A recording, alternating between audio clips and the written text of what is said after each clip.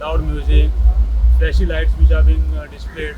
आता 2 महिने झाले टर्टल नेस्टिंगाचे ऑलरेडी सीझन चालू झाला. 1 पासून टर्टल्स येऊंक ना वागातोर बिचार.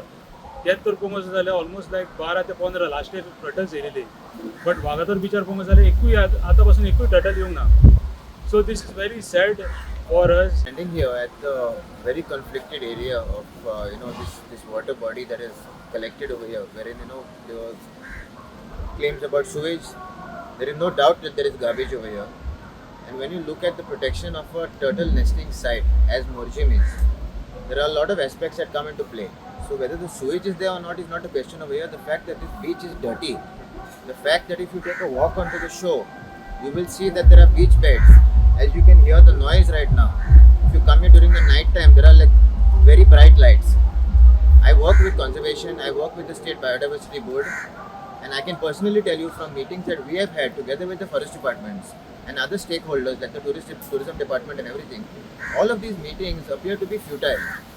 Simply because post the meetings, when discussions are held, wherein the tourism department on several occasions says, we are unaware of what is required by this particular endangered scheduled animal. So please tell us, because of your expertise, what we need to do.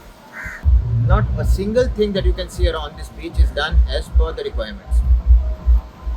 Then there is a turtle nest. The idea about Tem Wado being the turtle nesting site. The turtles do not understand your political boundaries. The turtles doesn't understand what the sarpanch of a particular area has designated, where your license of a particular shack extends or not that. The priority goes to the animal. And we have to work around that. That is the whole concept of coexistence. Within the new development zone of Morjim Beach, which per the CRZ regulations is classified as an eco-sensitive area, where no construction whatsoever and no development activity can be permitted in terms of law.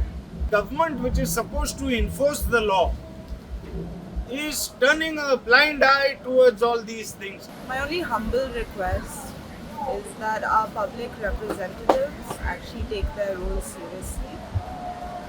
If we have to constantly fight for stuff like this, how are they representing us?